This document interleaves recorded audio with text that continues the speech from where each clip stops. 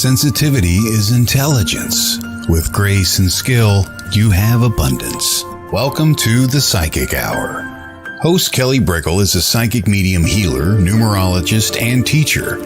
Her passions are learning about the soul and energy. Whether it's through spirit, emotion, or vibrational numbers, there's always a pathway of information waiting to help.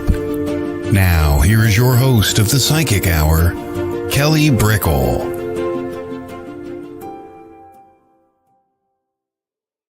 Hello, everybody. Welcome to the Psychic Hour on WLTK-DB. It's a lovely day today, and we're going to have a great show. We have Althea Gray today as a guest, so I'm honored to have her on and learn about her background and how she came into this work and really infused her passion along her life with healing. So really excited to talk to her, and please, towards the middle end of the show, we take questions. So if you have a question for Althea or myself regarding healing with what we're talking about, ask away. It's one of the most wonderful ways to interact and to learn about your own journey and your own healing within your life too, when we have these wonderful guests on. So we always talk, hello, Michelle. We always talk about a topic before we dive in. That's the nature of the Psychic Hour.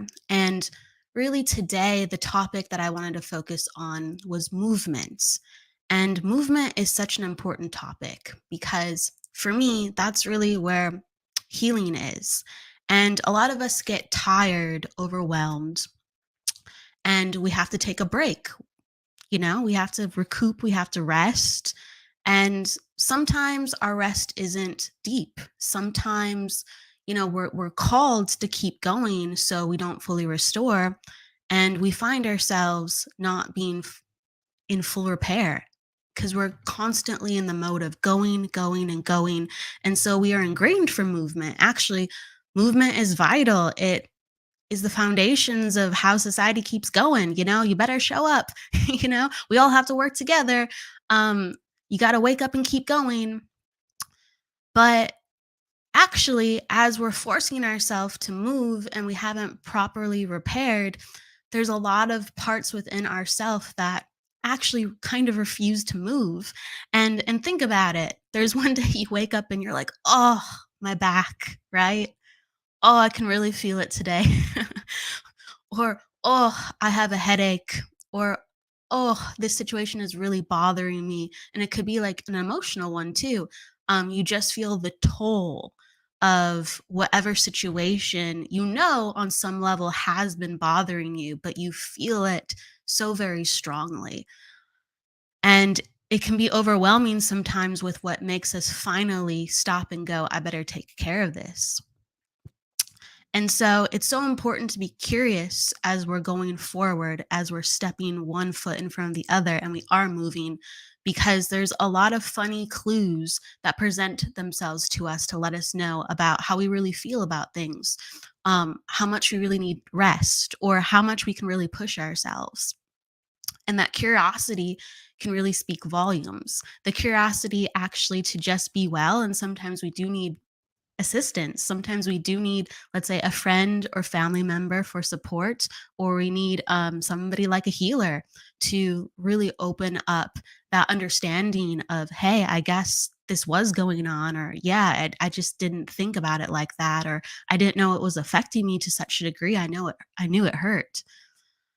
So that curiosity really for me is movement. It is this curiosity that just keeps going about, how am I today? Do I feel good? How's my energy? And those check-ins. And you have this spiritual movement in your curiosity, and of course this mental movement in your curiosity too, that goes with your body. And it's so important. And I just want to say hello to everyone coming in. So hi, Mary. Hi, Kevin. Hello. And for me, movement really is so important because I feel like the universe is expanding. The nature of society sure is to build and grow and move, but the nature of the universe to me is always expanding. In what ways? I don't know always, that's like the beauty of the mystery, but there is an expansion going on. There is a natural movement at play. And it seems to get in touch with our greatest healing and our grounding, there has to be movement on the energetic level. There has to be movement on the more subtle levels. And if we tune into ourselves, and it could be with meditation, it could be with a body scan. Sometimes within yoga, you learn about body scans. It could just be self reflection, but there's opportunities to understand those more subtle frequencies, those subtle energies. Because when we're going and we're looking at the outside world, the external, there's too much stimuli for us to really look within. And so we have to actually treat it as a separate practice.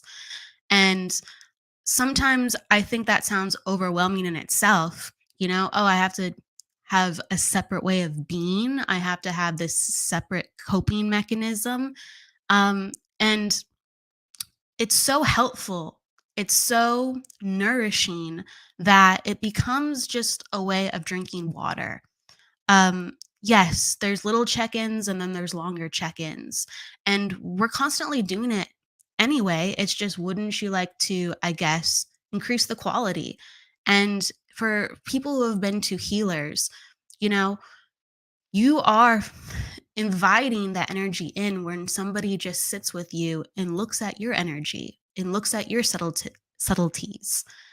You invite somebody to facilitate that space for you to open up further. So it's already happening on multiple levels for people who do have curiosity within this work, who do want to have healing within their life, their body, their spirit. It's already very naturally happening. So I do invite you in some way to really make the inner world of your life a place where you visit, the inner world of your life, a place that you start to know a little bit better and to understand, wow, okay, my shoulder maybe feels weird or my foot feels weird, or like maybe I have a stomach ache today. Um, if I look at myself, is there anything else that comes forth? If I feel myself, is there anything else that comes forth? If I listen to myself and hear myself, is there anything that comes forth? And it doesn't have to make sense. This world, this inner world doesn't have to make sense. In fact, sometimes it doesn't at all. In fact, I really want to invite you to think like that. It's not logical. I think the more and more you get used to it, it starts to have its own patterns where you can follow, and you could find a different type of logic as you would, but it's not really supposed to make sense at first. Sometimes I feel my own stomach and I get like a song playing in my head. I'm like, okay, what does that mean? And sometimes I know right away, and other times I'm like, is that connected to something? Let me just let's let that sit and linger. And regardless if it comes fast or slow, just allow yourself to go there. We go on vacations a lot and we restore ourselves when we travel. And we need that rest and relaxation. Well, you can it's not the same as vacation maybe, but you could do like a retreat and really go in deep and, have some really nice thoughts around that and environments. But we kind of have to retreat and take a form of a vacation with ourselves and go, okay, where do I need that rest and relaxation? And there's a complementary nature to energy. Like, think about it, like feminine, masculine, light, dark. Um, you know, when we rest and restore ourselves, we have tremendous then bursts of energy. We really do. And when we have these tremendous bursts of energy, we really get rather tired. Really, really, we get rather tired at times. So, the complementary nature of it all. With that said, okay, hi, Kara. It's nice to see you. With that said, hi, Tiara. Everyone's kind of like coming. Sherry. Oh, yeah, we got people coming in. Hello, hello. Um, I'm glad I got to say hi to you. So with that said, we will be back in a moment talking to Althea, but just to consider movement, its complementary nature. And if you're really, really, really tired, give yourself some space for relaxation and then you'll be back in the flow of your movement. So with that said, we will see you in a few. We'll be right back.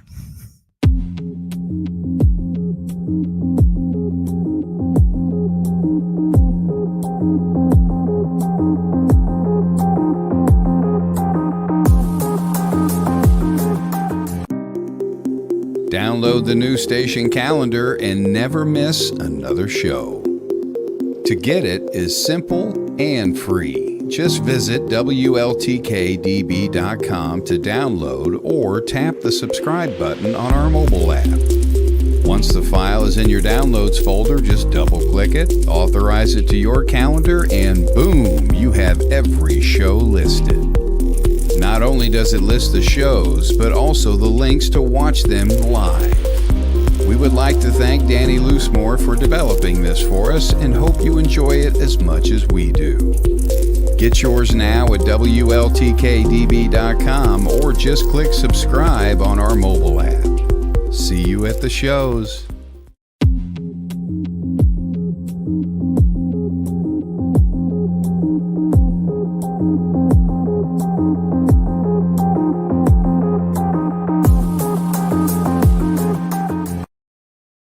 Hello, everybody, and we are back. Goes by just like that. So I want to bring Althea in and give her a warm introduction. Hello, Althea. Hello. How are you, Kelly? I'm doing good. Hello. How are you? I'm doing well. It's very snowy here in New Mexico today.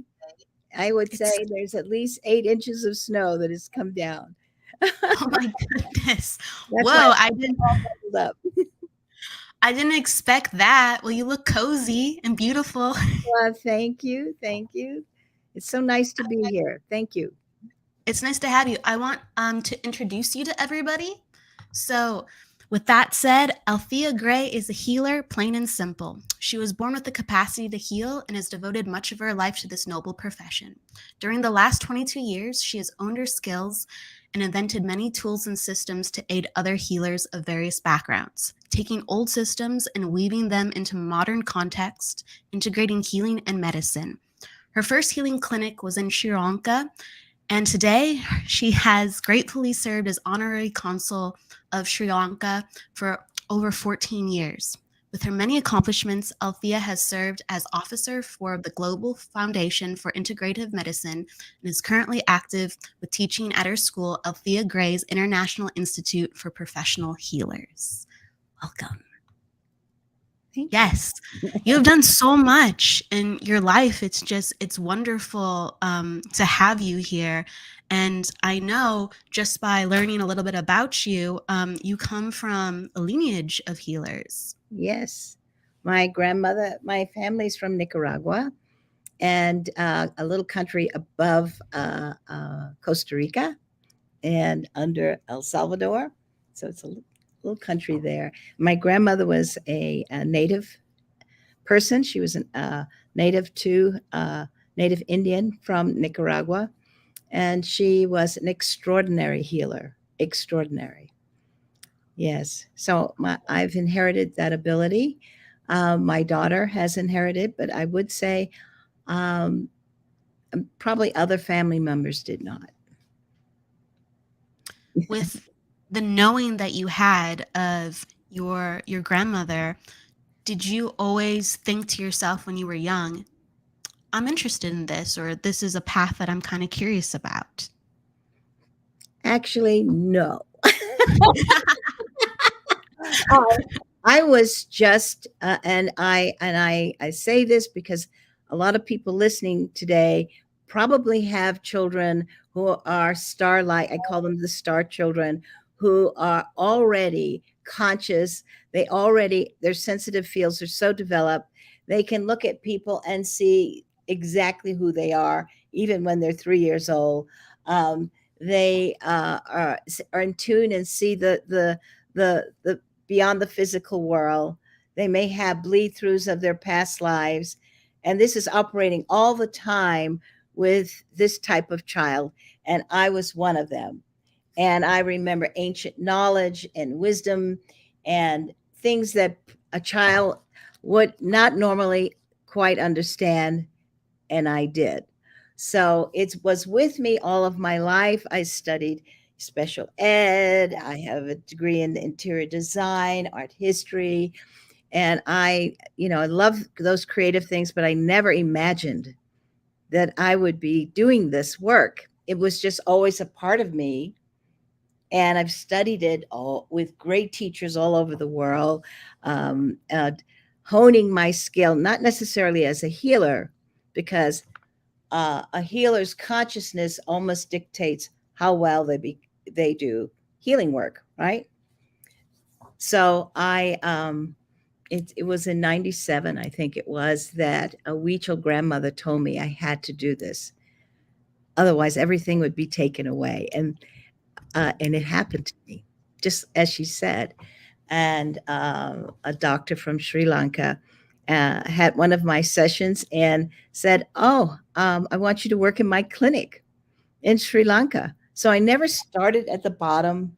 I walked right into my destiny immediately.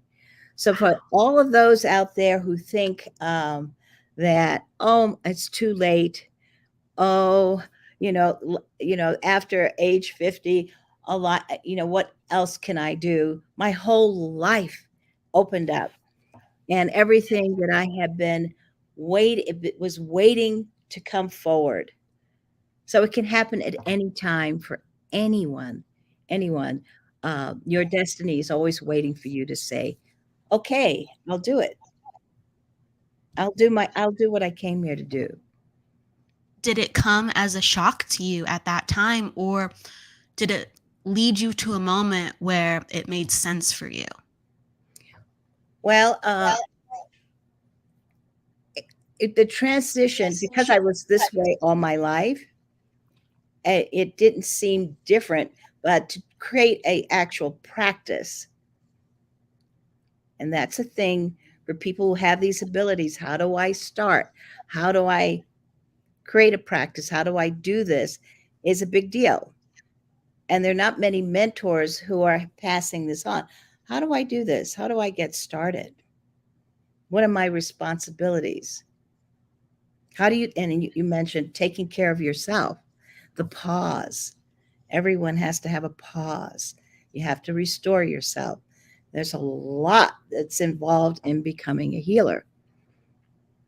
So Absolutely. you are absolutely right. Your message today was absolutely right on. It was inspired by you, so the synergy was wonderful. With knowing all your life on a certain level and having that awareness so young, was that nourished within you? Yes, because I literally was, and I still do this. I'm a nonstop reading and listening to great teachers, reading great materials, listening to. I have wonderful guidance, and guides change in your lifetime. I had a lot of angelic beings in the beginning, and now they're mostly star beings that help me. So most of those inventions were aided by star people. Wow. Do you work with a certain type of star person or star seed group? No, they haven't presented themselves as a group per se. They're just particular beings that are in resonance with my own light. That makes And they sense. see where I'm going, and they say, okay, we can help. She's the one that can bring this forward. That makes sense. And so, do you find them most often within your healings, or do you find them now in your everyday life? They're here all the time, and they love me. Absolutely, absolutely. How is, whether it's a feeling or message or even visuals, how is the energy different than, let's say, the angelic realm or other beings you've worked with? Oh, this is an interesting question. Angelic beings are such high frequency beings, and you know their presence because you feel euphoric. They give you a kind of sense of spiritual bliss. You feel kind of blissed out in the presence of angels. And they're playful. They're playful. They like music. So people who hear music all the time are probably connecting to the angelic realm. There's a lot of music there. And I don't necessarily see angels in terms of gender. They seem to be genderless, but very light. And you feel lifted by angels. I don't necessarily get, sometimes I get messages from angels, but they're mostly there to support you, take care of you, protect you. And the star being started to come in around 2012. I had a shift. And then I started to bring in ways to protect people from other forces that are trying to thwart mankind's uh, entry into the new earth. That's a whole big other topic by itself, the entry into the golden age. And I have tools to help increase the light within the planet, within the person, within the consciousness. And so these tools are so simple, you would think, my goodness, how can you do that? But it's star medicine's always simple. It's never complicated. I would imagine too it amplifies our natural abilities with what we can do. Yes, yes. And That resonance, once your light levels reach a certain place, then you're in resonance. The word resonance is very important, because then you are lined up with things that are of the same light levels. Get it? Even wisdom, knowledge. And so I often talk to my students about St. Peter. He had the keys to heaven, but he had the light codes to those higher levels of consciousness. That makes sense. It's not just a physical key. It's a way of being your consciousness. Yes. There's kind of a law that I really believe in. It's whatever your energy is, somebody will match it. Yes. And then the only person that can enter your frequency is someone who's actually higher than it. Yes. Now you might be affected, but to actually fully, once you've established your boundaries and the knowing of yourself, someone can only enter when they're a higher vibration and actually change and help expand your light. You said something very important, that all human beings are sovereign beings. And so all of them need our permission, even angels, to enter our field. They sometimes surround you. They would like to come in, but you have to invite them. So it's very important, boundaries and giving permission. With permission to grow within yourself when people are ready, how do they activate their light levels? Or can you talk about the concept of light levels for people who are learning? Okay. So everything, you can say light equals energy equals vibration equals light. They're all the same thing. Everything is light. And I think there have been some amazing teachers in the world who have said the same thing. And scientists have come to that understanding too, that everything is light. And so how can an everyday person increase their light? It's number one is to stay as loving as possible. Love has a light measurement of over 1 million. So when you measure a light, it's 1 million. If you measure the word hate, it's 1,000, the same as cancer, same as all diseases. So that's easy to do. And when you catch yourself not being in a loving place with yourself or others, just say, I'm aware of this, and you can change it. Another way is the foods that you eat. Make sure it's clean food energetically. Clean foods, clean environment. Everything. These things increase light. Plants, living things. We tend to not think of plants. I got into a whole consciousness connection with the plant and the mineral world. They're so sentient. And so we have to take care of those things, and they take care of you. Right? And people say, well, meditation. I would say Yes, meditation. Most people have trouble understanding what meditation is. They think they have to stop everything.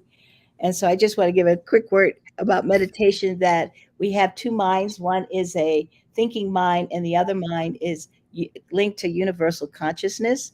So when you first close your eyes, you're in that empty space of universal consciousness. And when thoughts come in, you open your eyes and then close them again, because you have to train your body literally to get used to that space. And then you can hold on to it longer and longer. And those things then will start to increase your light. So it's simple things. Simple things, but they really change the way that your brain works, and Yes, that's what you're able to experience. exactly. Exactly. And a lot of this work, um, it's something a little bit, I guess, complex to think about for a second, but a lot of this work, when people have, I guess, tested people's brains, when they're in meditative states, or if they're doing healing or reading work, their brain is almost asleep, or it's in a very deeply meditative Mhm, state. It's not alert the same way as if you're mhm. just walking the world, looking around, and or even learning things. Exactly. It's in a whole, the empty space is just as important as the space that we see is that's filled with everything. So, as you said, the pause is very poignant. And to remember to pause, right? Sometimes it's hard to remember to pause, because we need to pause so much, honestly, because the world's really turning very fast. A lot of people have been feeling stressed out, and so you talked about even light levels. And do you notice when you're tuning into, let's say, energy of a space or even a person, do you notice that, let's say, part of their body has very high light levels and other parts of their body, let's say, is not as consistent? Well, yes, you can measure, for example, the light level of each chakra. And of course we are, as our consciousness develops, we're using, at least in my work, I'm using 16 different chakras. But as people's consciousness develops, they can access further uh, uh, levels of, higher levels of chakras, higher chakra levels, excuse me. So when I do healing work, I actually feel the whole person first. I don't feel a person in parts, and sometimes it's frenetic. Their energy is fried, and they're fried from their, electromagnetic field is fried from electronics, or just too much stimulus going on, or uh, bad food, you know, or just life. Yes. Yes. So what I do is it's like chaos, right? So what I do, I don't try to fix it. I hold it, and then it starts to reorganize itself little by little by little by little back into balance, because we may not know which thing to pull out to create the balance. So you hold the space for the person, and then they find this even space. Okay. Yeah. Okay. I understand now. You answered my question. I was like, oh, okay, you hold it. And that makes sense. That makes sense. You just like listen to it, right? Mhm. What would you like to do to move? Yeah. Awesome. Wonderful. I think that's so beautiful how you just simply hold space. And is that something that you learned to do, or is that something that you learned over time? I actually learned this from a great teacher that I studied with for 10 years. And uh, he would say, don't go, when you go into a healing space, don't automatically try to rearrange it. Don't think that you know the right way to do it. Hold the space, because the person own consciousness will know how to do it. And then you can go into other things, but you can never work in a chaotic space, right? You first have to create a place of balance, right? Absolutely. And then Absolutely. begin the magic. When you first started healing and you were learning about your own energy and how to create space for yourself, did you ever have moments where you're like, it's not working, it's not working? Or did you just feel like this natural flow within the work? In the very beginning, I'm going back to the very, very beginning. It's a very interesting thing. I may have doubts about a lot of things in my life, but I never had it about this. Okay, cool. I love that. I know that sounds wild, but No. I make terrible mistakes with lots and lots of things. I can't even find my way around the block. I mean, I have terrible sense of direction, and I make terrible mistakes. But in healing, I just seem to understand it. You were born to do it. Yeah, I Yeah. was born to do this. Yes, I have to say, and all of you out there who are born this way, having teachers help you. A good teacher allows the information to flow to you in a way that you can take it in and you can utilize it. I'm not going to tell you this is what you should do. There's, in fact, that my teacher had said, never use a formula. Mhm. I believe in that. Yes. sometimes I like a little bit of it, but I'll just like break it. You know what I mean? Like, oh, it's not needed here, right? But yes, I 100% agree with that. Yes, it works. That's how because sometimes you think, oh, I do this, and maybe some things you set up that way, right? But Right. you have to allow everything to fall in its right place. And how do you start that? You can start it with intention, right? The intention to heal. Intention to heal. And then you said too, you just it flows for you. You know, your power of belief has always been so strong, and that power of belief is so important within healing work. Yes. And I don't think you have to be religious. You find a lot of countries, people who do healing work are very religious. I wouldn't say I'm religious, but I'm very spiritual. But I always say I'm a healer with a healthy respect for science, because sometimes we need science. Absolutely. Yeah. Sometimes your clients need science. Absolutely.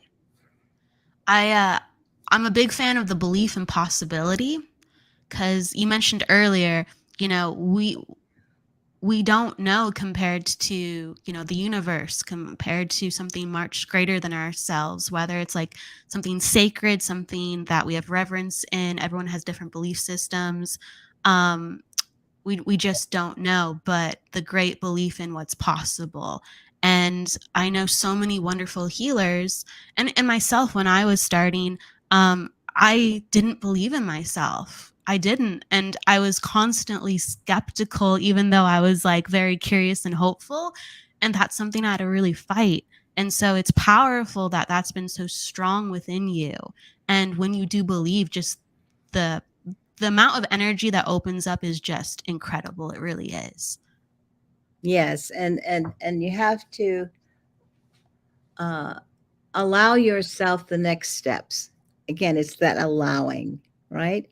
Holding the space and allowing things to happen. And we have to do. Sometimes we can be too much of an engineer. Sometimes we can set things in place and allow the universe to work for you. Channel it. Yes. Channel and allow. Um, so you talked earlier too about, you know, there's no one way, right? We're talking about that right now. But you mentioned that you've worked with so many different types of backgrounds, with healers, with teachers. So in your work, you've created new systems. Have you been inspired by all the different people that you've worked with?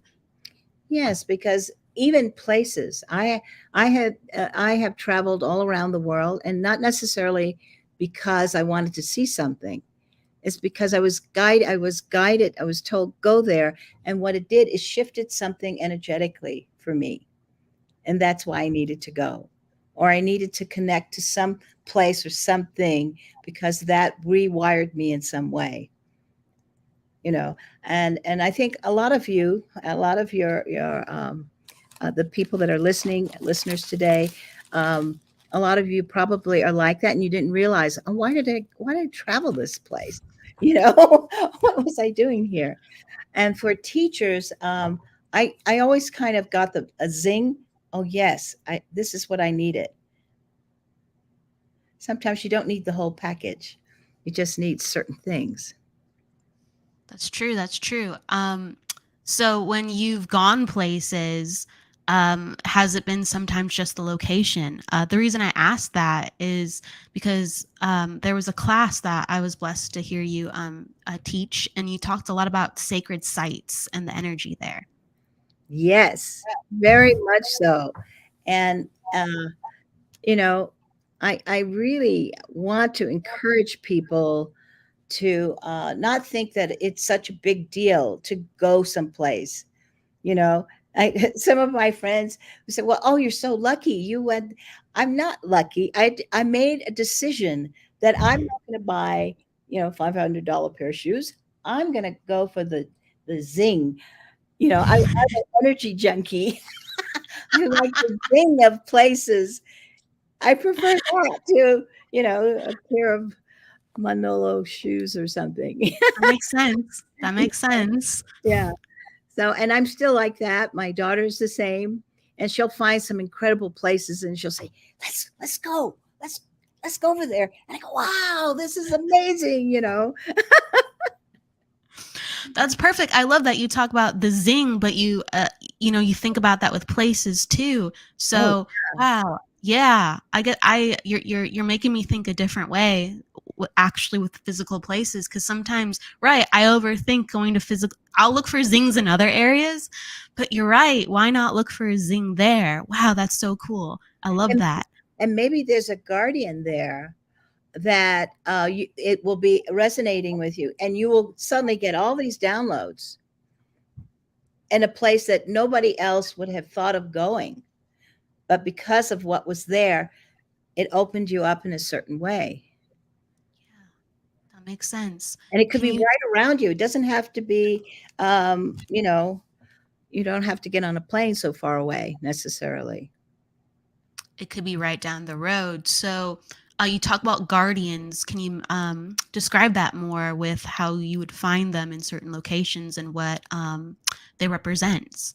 Oh, well, the land is our native people believe they are protectors of the earth.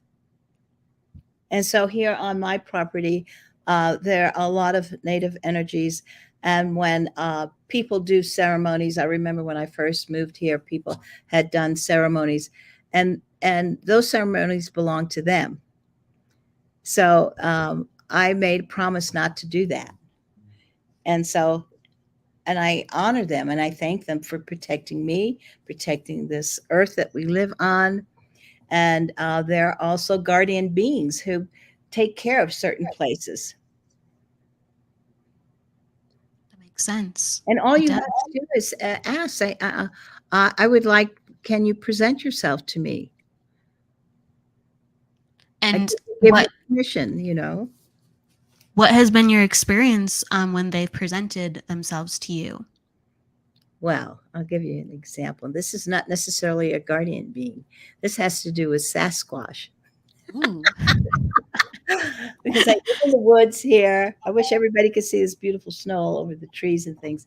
I was doing a class. I had a guest speaker, a husband and wife who really that their passion was Sasquatch, right? And I said, "Oh, my professional clearers, they definitely want to hear them speak." So the evening that we were doing our presentation, all of a sudden I felt something come in my front door. Oh. And I said, "Whoa, something!" Because my sensitive feel, and I'm sure yours is very developed. I can feel a shift in energy, and then afterwards, I had some gifts on my steps outside, pine cones all on each step in a row, all the way down. We know pine cones don't do that, right? They don't just in an exact row. And then sometimes I would feel something behind me, and I take my hose and go, I got you, that kind of thing. And then I found a footprint outside, Wow. and I took a picture of the footprint and some of the Sasquatch like making art in the woods.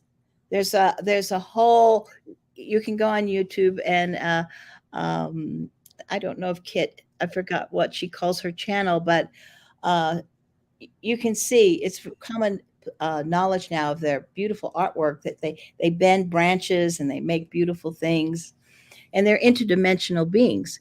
But I definitely brought one in that, someone else told me they lived in the back here, but I didn't know.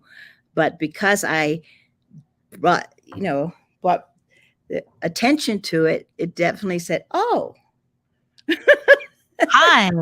And it was right by the house and back to the front door.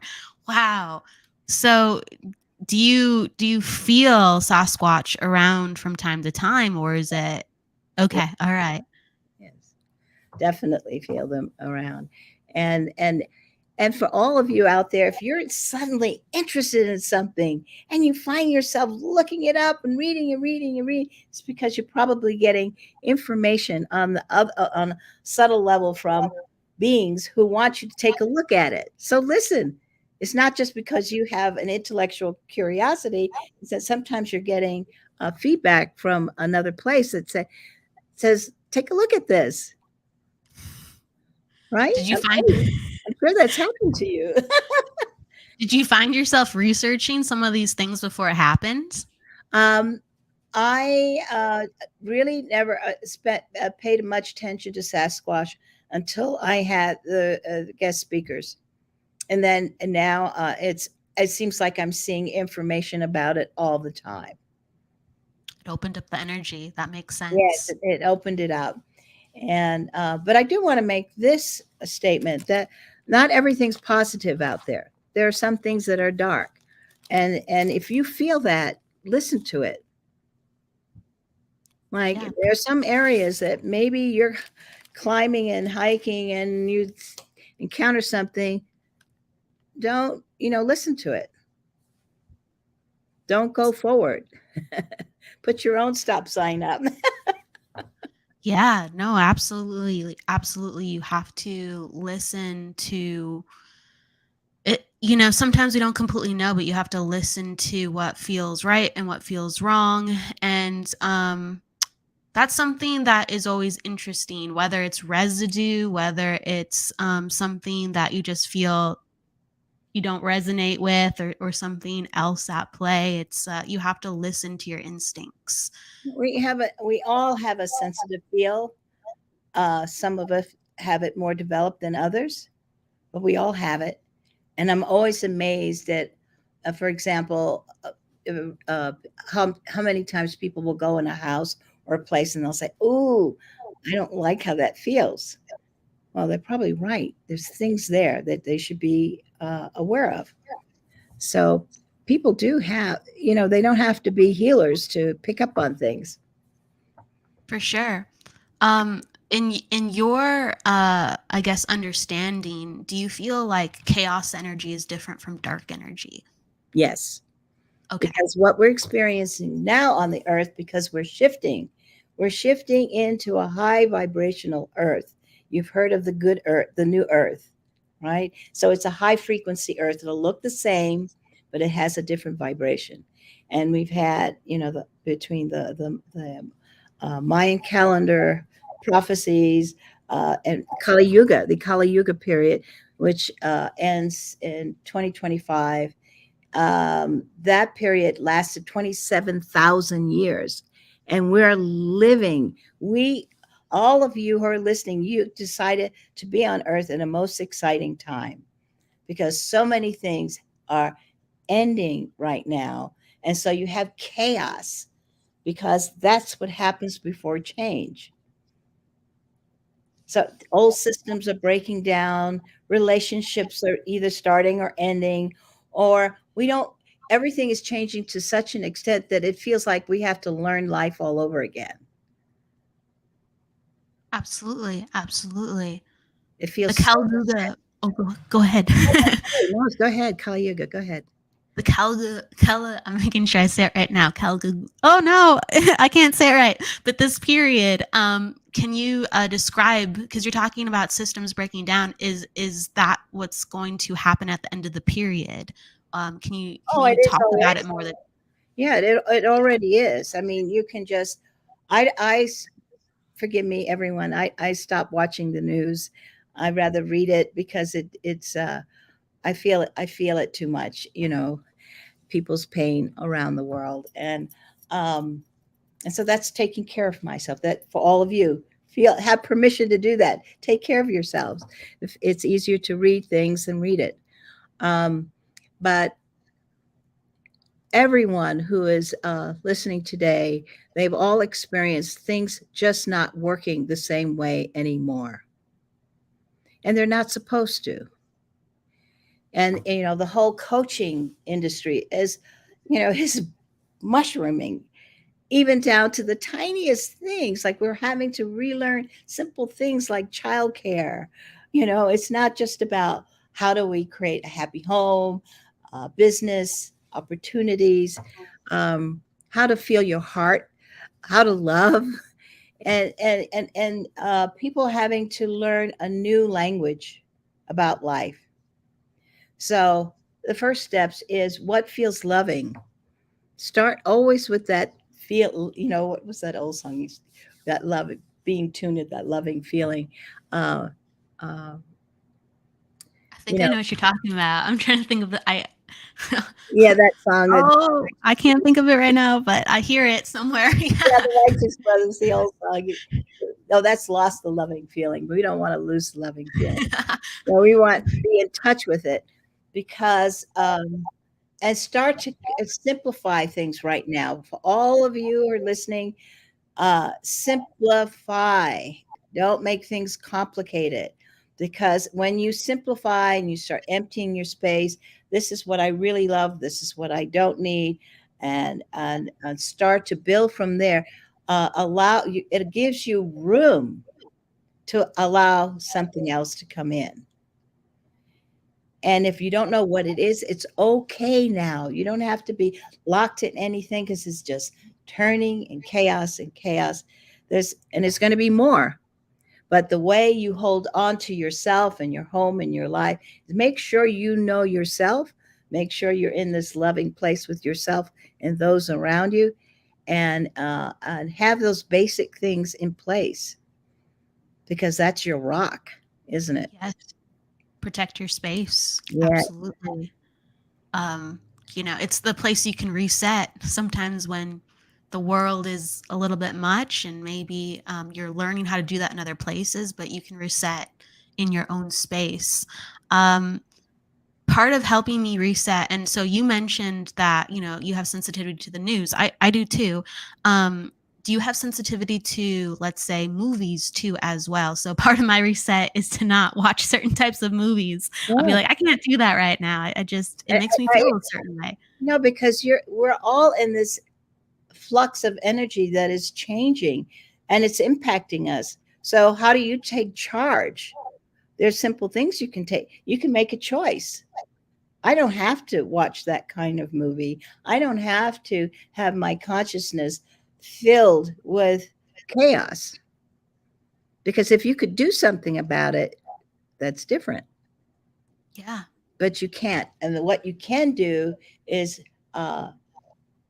look at how you live your life, how you are with other people, with yourself. How have you created a good environment where you feel stable? Very important. And sometimes people are in situations where other people are making life unstable for them, pulling the rug out from under their feet in some way. And always remember who you are.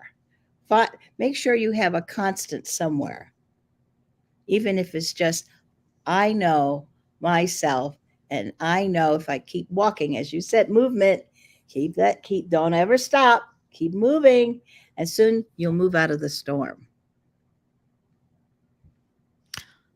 I liked what you said, just somewhere. Find a place for yourself, even if it's just, somewhere. It doesn't have to be right in front of you. It just cultivates somewhere, even if it's in your mind. Exactly. You have to find a constant that works Constant for is you. it's a very fun concept, constant, here on Earth, isn't it? Well, everything is in flux and change all the time, but you have to have somewhere for humans to feel okay. They have to have some sense of constance. And so you have to create it within yourself. Absolutely. Absolutely. Um, I want to go to some questions, but yes, Hey. that's a powerful concept, constants. We have a lot of them. People are excited. So, Diana asks, what signs were there in your youth that helped you understand you had these gifts? So, whether it's stories or examples where you're like, oh, where you Well, knew. I because there's a whole part of me that is the person who loves art and creating beautiful spaces and things like that. I always seem to know color trends before they happen, or and I would always predict, even as a child, this color is going to be important. And I like using color even in healing. Um, so yeah, and then predicting people's behavior, or knowing people as a child. Oh wow, I could read things about that person that no one else could see, but then later on, it would come to bear that this person was like this. So I guess uh, it's just been there all my life. That makes sense. That makes sense. And, a lot of people, I think, in life have occurrences where they can relate to that, whether it's, music or a skill. And they're just like, I just knew what to do. I didn't have to Mhm. overthink it. I just knew what to do. Yes, And that's this right. work And just like shines light on that. trust. You trust. Listen. And we get help along the way. We're not here alone. We do get a lot of help. We We just really do. yes. Really do. I'm really connected to color too. I didn't quite get it. I'm wearing, you can't see, it's like a navy blue. And I almost picked the color that you're wearing. And I was like, oh no, I wore that color last interview. So I decided to, but I almost did it. You I almost see? did it. Well, it's interesting. And I bet a lot of your audience today, a lot of this particular color seems to um, soothe people right now. So you'll see a lot of it in in clothing and furniture. A lot of this kind of pale, sort of aqua blue. What does it represent for you? Peace. Peace. Really, it's soothing. It's a very It's very, soothing color. it's very, very soothing color. I love it. It when I see that color too, I think about like just easy communication. Yes, yes, Just feels gentle and nice. It really does. I Okay. agree. So another question is, let's see. It's about their kids. I have 5 kids who are very in tune with their empathetic and intuitive abilities. I feel like the next generation souls are coming in are more advanced and connected with source to help us ascend.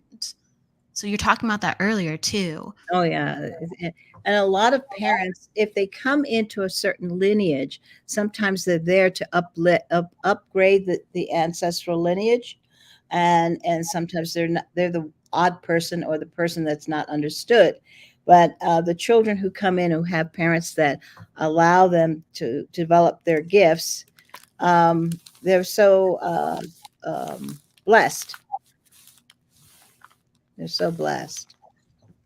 They are so blessed. And sometimes they'll just say something and you're like, whoa. Oh, oh, absolutely.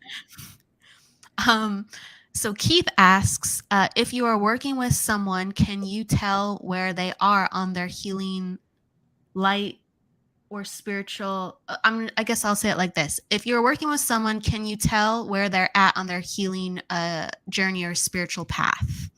If I The go person into healing you. Yeah, if I go into their space, I go into a special space in the cosmos where I can call in people who have who are deceased. They can come in, and I can also ask questions there. Yeah, I can. And do you feel it too when you're just like in their presence? Do you get certain feelings and understandings? Sometimes, but I try not to uh, keep myself dialed on all the time. All of you are out there who are doing intuitive work and healing work, you need to turn the volume down when you're not working. Otherwise, you'll get fried. Yeah, it's true. It's true. Certain times you tune in certain ways. Another question is, how would you put your energy around something that you're looking for or looking into? Don't quite understand the question. So I think what he's trying to say is, um, how do you put your energy? So let's say if you are learning about something, or let's say even if you've lost an object, how do you start to work with your energy so your consciousness starts to get answers and connections to things that are not right in front of your eyes? So I am very methodical about it. I have a light measurement chart. You have a map. You have a dowsing. I'm a great dowser. I love dowsing. And if you've lost something, don't just use your. You can. Some people are very intuitive and they can just see pictures where something is. I like to take a map out with my and write down, make a witness of what I'm trying to find, and then go over a map, see where it is. That's really cool. I like that. Well, because we have to have some tools. We have to have tools that help us, and ways to quantify what you're doing because we're in this particular space, planet Earth. So people like that. Absolutely. Do you find yourself using, there's always, a time where you can, I guess, let it come as it needs to come. But do you find yourself kind of using more tools to understand, let's say, whether it's ley lines or, energy of spaces or even people? Well, it depends on what I'm working on. If I am doing healing work and I'm going into this particular space, I don't use a pendulum for that. But if I'm doing a diagnostic, for example, to find out what's in a house or in somebody's energy field, I have a chart and I go douse down to see what it is. So I don't always use my sensitive field when I'm trying to scope out uh, looking for specific things. I douse it out. But when I'm doing healing work, I go into this field, and that field is a field of all knowing, and I make that intention.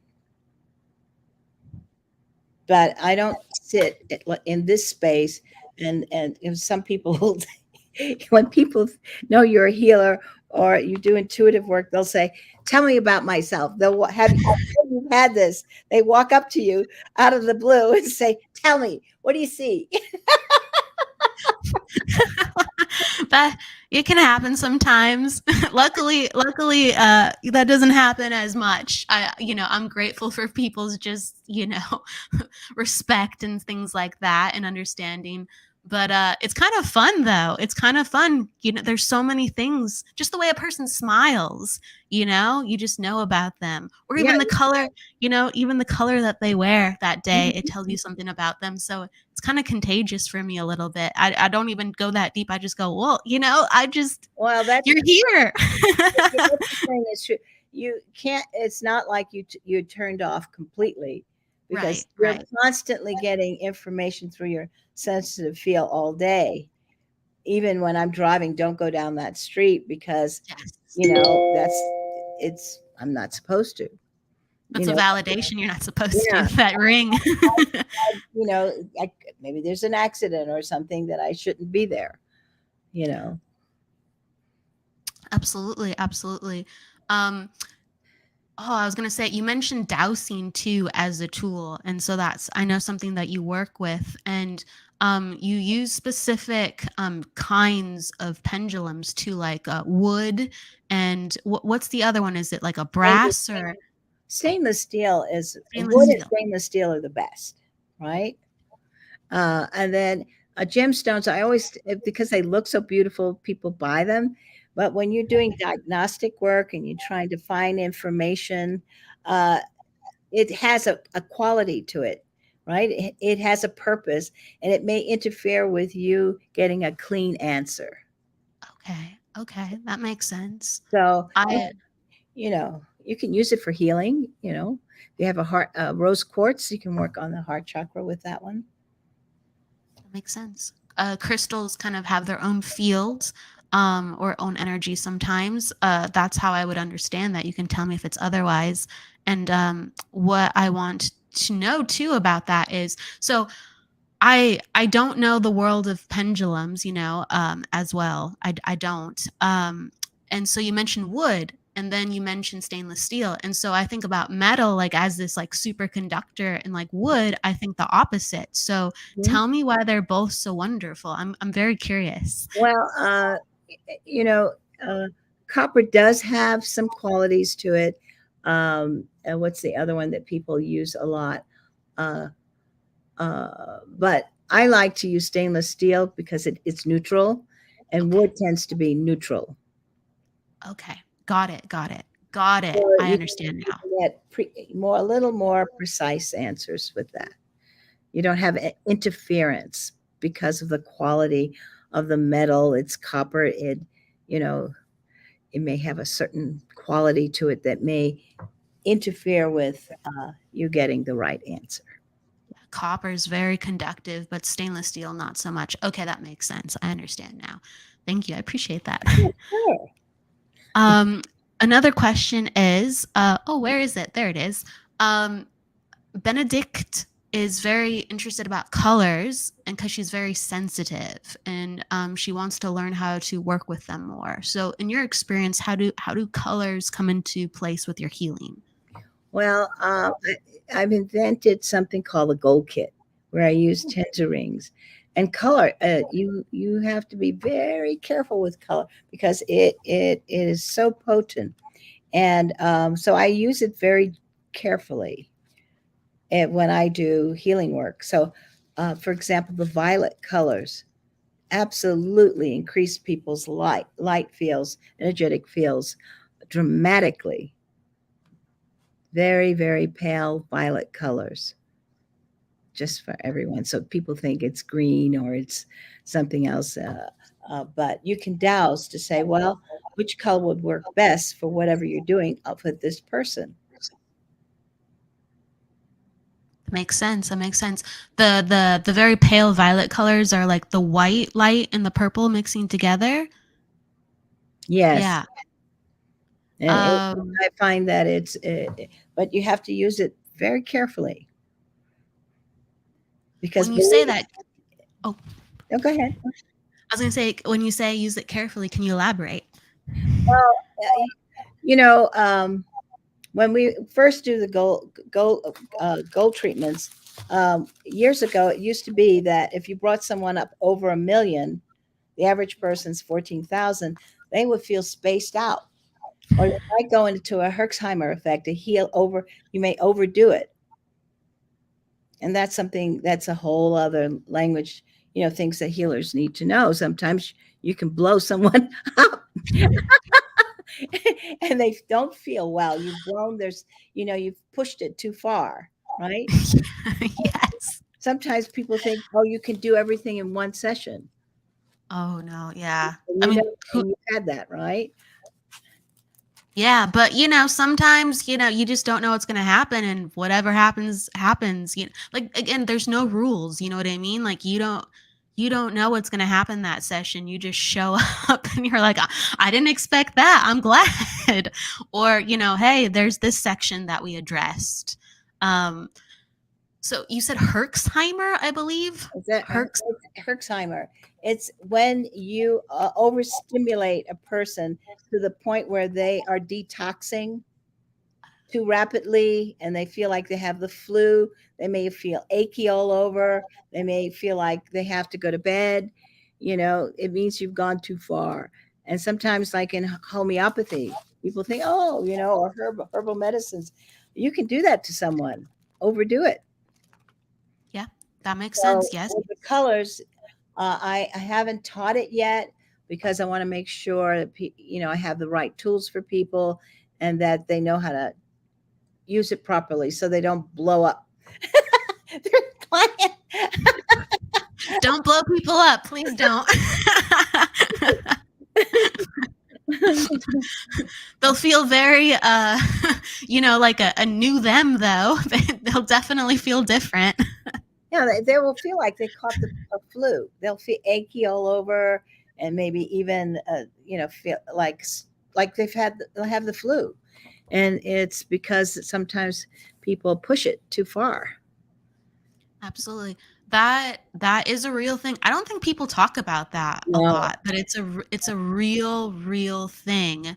I've even I've experienced it where emotionally I feel that way even after a session. Yes. Where you just feel extremes of emotion, but your body, like, let's say, doesn't feel that as much, but it can be all over with how it's just the field took on too much. Every healer's done it. We all done it. As it's educating the public that you wish you were Merlin, you could do it all at once. But sometimes, it's a process. Yes, it is. It is. Like, I've learned about it too. Like, I've talked to people and they're like, oh, my stomach, it was releasing a lot, but it was like, it felt raw as it was releasing. So, I just, from the flip side, and I go, oh, and you have to learn those things. You have to learn those things. It's very real. And you go, oh, thank you for letting me know. Thank you for letting me know. We're very much human, even though we're letting ourselves go out of the equation when we're healing, but we're very much human. So we have to learn about how we can allow for us not to get in the way. Yes. We definitely sometimes have to get out of the way. Absolutely. I want to give you some love through Diana. She says she loves the gold kit. She uses it all the time. Yeah, and she's a healer. She's an intuitive. She also uses it to clear houses. She uses it a lot. So love from Diana. She's sending you hearts. And I also want to focus too. So how can people find you, Althea, if they want to have a session with you? How can people find you to learn about your school, Althea's International Institute for Professional Healers? Well, you can contact me through support@altheagray.com or althea@altheagray.com. Or you can go to my website, which is altheagray.com. And the Gray is AY. Gray is AY. And can you tell me a little bit about the school with what you teach people? Well, right now, I've been really emphasizing my professional clearers year-long course. And it is for most healers and people who do body work or people who or therapists and doctors, they don't realize that there's this whole other world that is sitting in someone else's energy field. And it's affecting their emotions, it's affecting how they sleep, how they work, and it's detrimental. And so this course is identifying what it is and clearing it out. And I created a methodology where you can do it from your desk and you can clear people thousands of miles away. I'm working on a case now in China and I'm doing it right from my desk. Wow. Yeah. and they feel it immediately. So, but what my idea behind my institute is to uh, give healers other tools that they can add to their practice. It's not to say you need to heal. I need to show you what I do. It's about expanding the repertoire that healers have. What is subtle anatomy? Giving healers tools and language that they can explain what they're doing, explain what they're seeing, and to have a way to quantify, did I make a difference? You can douse, there's tools and that where you can actually um, quantify. Well, yes, I did make a difference. I see a shift in their light levels. See? And it's not just a feeling, it's actually something that you can interact with beyond that. Yes. Absolutely. I think people would be very excited to learn how that they can work with energy on a level where there's actually interaction in front of them with the tools additionally. I agree. Absolutely. So we need healers to become more professional so they can interact with someone's doctors and therapists. And so they don't see us as people who don't know what's going on. They can't describe what happened. And these are some suggestions I can make. We're not looked at in that way. We're not often invited to conferences to speak. I'm surprised by that, honestly. Oh, you will see that then it's because healers sometimes don't have a language. They're used to being experiential, and they know they made a shift, but they don't know how to explain it. It's true. Okay. Yeah, it's very experiential. It's very experiential. You have to practice languaging with it. Okay, that makes sense. I understand. Um, Within the school too, are there different like levels, or are people learning for more than 1 year? Well, the professional clearance is complete unto itself.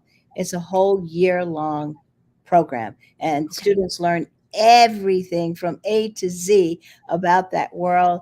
And we have an in-person practicum where people come and they learn everything. So when they graduate, they're genuinely experts.